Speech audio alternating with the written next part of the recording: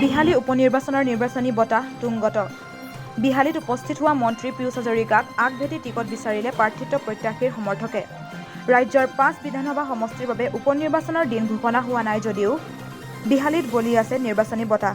সমষ্টিটোত বিজেপি জয়ন্ত বৰা আৰু বিজেপিৰ ৰাজ্যিক সাধাৰণ সম্পাদক পল্লৱ লোচন দাসে ৰাইজৰ কাষলৈ গৈ নিজৰ সমৰ্থন আদায় কৰিবলৈ উঠি পৰি লগাৰ সমান্তৰালকৈ সাংসদ ৰঞ্জিত দত্তই বিশ্বনাথ জিলা বিজেপিৰ সভাপতি দিগন্ত ঘাটোৱাৰক লগত লৈ সভা সমিতি অনুষ্ঠিত কৰি আহিছে। ইয়াৰ মাজতে বিহালী বিধানসভা সমষ্টিৰ উপনিৰ্বাচনৰ দায়িত্ব লাভ কৰা মন্ত্ৰী পীয়ুষ হাজৰিকাই আজি সমষ্টিটোৰ বিহালী আৰু বাঘমৰা মণ্ডলত 2খনকৈ সাংগঠনিক সভাত অংশগ্ৰহণ কৰে। নিৰ্বাচনী প্ৰস্তুতি সম্পৰ্কে বুজ লোৱাৰ উদ্দেশ্যে বিহালীত উপস্থিত হোৱাৰ সময়তে বিজেপি তথা প্ৰাৰ্থিত্ব প্ৰত্যাশী জয়ন্ত বৰাৰ সমৰ্থকসকলে বাঘমাৰী অঞ্চলত ৰাজপথতে পীয়ুষ হাজৰিকাক আদৰণি জনাই জয়ন্ত বৰাক টিকট দিবলৈ দাবী জনায়। সমৰ্থকসকলৰ শ্লোগান আৰু দাবীত স্বাভাৱিকতে অস্বস্তিত পৰা মন্ত্ৰী পীয়ুষ হাজৰিকাই টিকটৰ বাবে নহয় সাংগঠনিক কামৰ বাবেহে আহিছো বুলি মন্তব্য কৰি সেই স্থানৰ পৰা আঁতৰি আহে। বিশ্বনাথৰ পৰা ধৰ্মৰিজালৰ ৰিপৰ্ট PPN ডিজিটেল।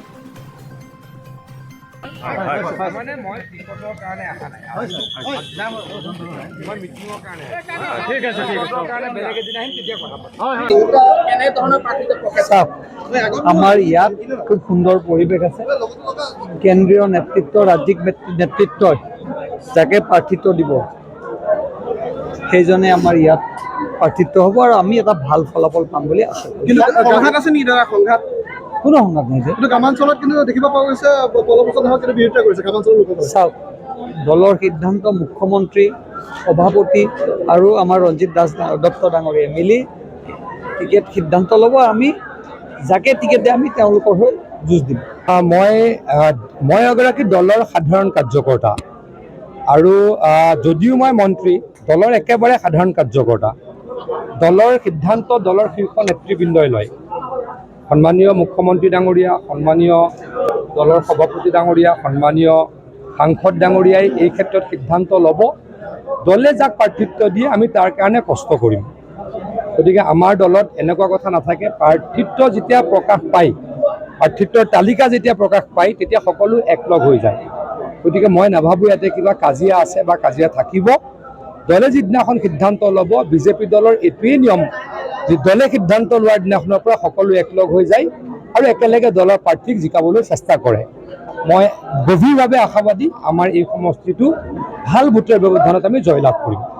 কিন্তু বিহালীটো আমাৰ A1 কেটেগৰী চিট, গতিকে ইয়াততো আমাৰ কিবা বেয়া হোৱাৰ প্ৰশ্নই নাহে।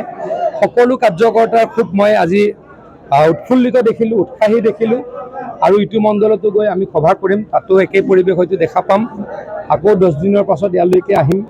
ইয়াৰ মই জিলাখনৰ প্ৰশাসনৰ অভিভাৱক মন্ত্ৰীও, গতিকে 3 বছৰত মই প্ৰত্যেক মাহতেই চাগৈ ইয়ালৈকে আহোঁ। মানুহখিনিৰ লগত মোৰ সহৃদয়তা গঢ়ি উঠিছে।